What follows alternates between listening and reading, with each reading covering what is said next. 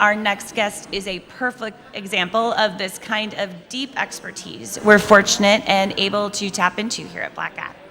Welcome Maxine Holt, a senior director with Omdia, who is fresh off of Omdia's Analyst Summit held yesterday as part of Black Hat 2024. She's here to share a few of the insights from the summit. Welcome, Max. Thank you. Thank you for having me, Becky. I really appreciate it. Wonderful to have you back. So how was the summit? What were your major takeaways? I know you all released some new research based on a survey. So maybe you could tell us a little bit about those findings and maybe differences that you see. Absolutely. So the theme for the summit yesterday was looking at security platforms. We definitely found that in 23 there was lots of hype around AI and generative AI. We felt like 2024 has been the year of hype around security platforms. So we wanted to dig into that at the summit yesterday, and we did that. It was really interesting. We looked at everything from the evolution of security platforms right through to kind of particular applications of them in niche or specialist areas and stuff like that. So that was really interesting. Now I understand that sort of this embrace of wider platforms that are more flexible is sort of an ongoing trend. Can you explain to me why that is and sort of what's forcing that? Yeah, so you mentioned earlier the research that we've done this year. So we conducted the research in the second quarter, and we wanted to know what was driving the interest, at least the interest in platforms. And it's no surprise, really, that we found organisations have far too many security products in their portfolio, just far too many. I think there was something like 9% of organisations have got over 75. And how do you deal with that? You just can't. The vast majority had somewhere between 21 and 50. And that's a huge amount of products in their portfolio. So we asked as well about the intention to consolidate, because organisations have ended up with this massive spaghetti of security controls, and that includes a tech stack that's kind of really difficult to see into. So absolutely, organisations want to consolidate. The intention, I think it was something like 3/4 of organisations want to consolidate over the next 12 months. They intend to consolidate. And then we asked the question, how successful have you been in your consolidation for the previous 12 months? The answer is not very. So we found that instead of actually being able to decrease the number of products in the portfolio, 87% had increased. Why? Over the previous 12-month period, because they're just struggling with the threat landscape. If only it would stand still, but it just doesn't stand still, as we all know, and they're constantly kind of scanning and looking, and there's much more of an approach, a risk-based approach to cyber, rather than, there's a new threat, we'd best deal with that threat. So there is more of a risk-based approach, but the fact that the threat landscape keeps evolving means that these organisations are just having to get some more tech oftentimes to be able to deal with that. And so that kind of this drive for security platforms is being, I think, born out of necessity, and they're looking for, so it's not as easy as unplugging one thing and plugging something else in. We know it's not that easy.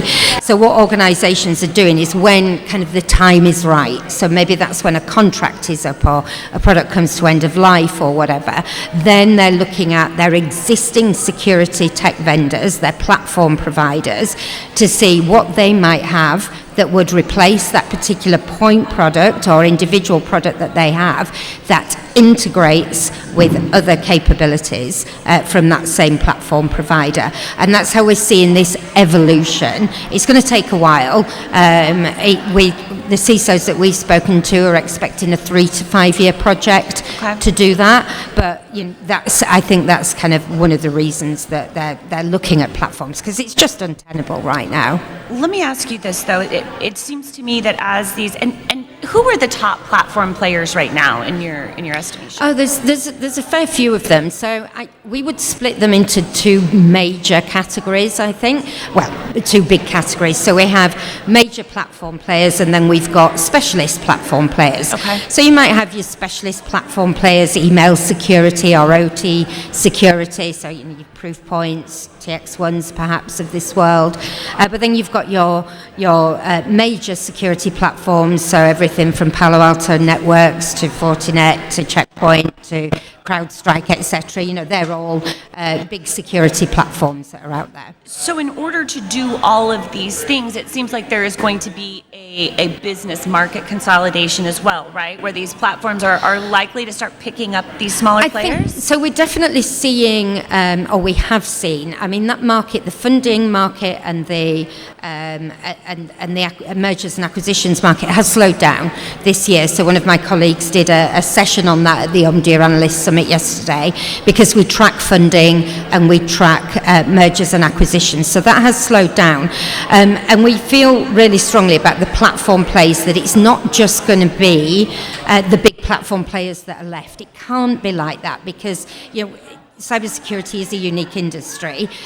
We've got the buyers, we've got the sellers, and then we've got the threats coming at us. Right. So we have to be able to innovate. We have to be able to support the thousands of small tech vendors that there are in the cybersecurity marketplace to help them innovate. And yes, some of the big players are going to scoop them up, but certainly some of these players are going to be integrating with these major platforms, and that's what we envisage in the future, that there'll be probably a decent handful of major platforms, major security platforms, and then the other players will integrate with those major platforms in one way, shape or form. What impact will that have on reliability and resilience moving forward? We looked at the Yes. CrowdStrike breach, and 8.5 million computers go down. As these platforms become more and more powerful, how do we hedge that then? Yeah, but that's a tough one. Now, another piece, so let me just explain a little bit of the research that came from the survey that we did. So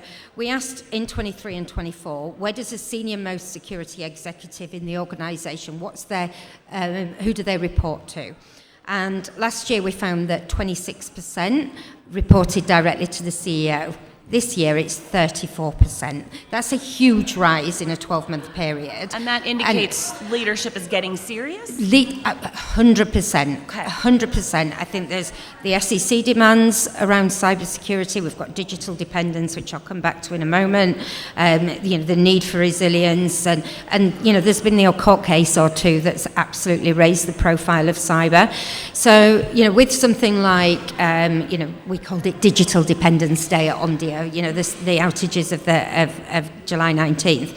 And, that is going to have an impact, I think, on how CISOs are thinking. So one CISO said to me, we can't stop our platform approach. We need it. We can't deal with the products that we've got. But you can bet your bottom dollar we're asking for more guarantees, more resilience, more insight into the testing that goes on before these capabilities are released into our environment. You said that a lot of the CISOs responded that they see this as a 3 to 5 year project. Yeah. It strikes me that many CISOs their tenures don't last 3 to 5 years. Yeah. Is there, how is that going to happen? Is this a process that, and I guess you're saying it's going to be an acquisitions process as contracts expire, but how difficult is that going to be of a project to shepherd with so much instability and change? Yeah, I think one of the things that I saw, particularly after the RSA conference as well, was certainly more influence from the CIO and CFO when it comes to cybersecurity budgets, and that doesn't seem to be changing that much. So yes, although the CISO's tenure is typically less than 3 years, although I think that's getting better. Yeah. But I think because there's much more recognition about the challenges that CISOs face, and with some of the things that we've seen in the news, you might ask who wants to be a CISO, really? I ask that all the time. But I think with the drivers from the CIO, the control from the CIO and the CFO, that's going to enable those projects to happen and to come to fruition. So yes, they're a 3 to 5 year project. The CISO's there to do a lot of the guidance, detailed guidance and implementation, but they are being driven at the CIO and CFO levels.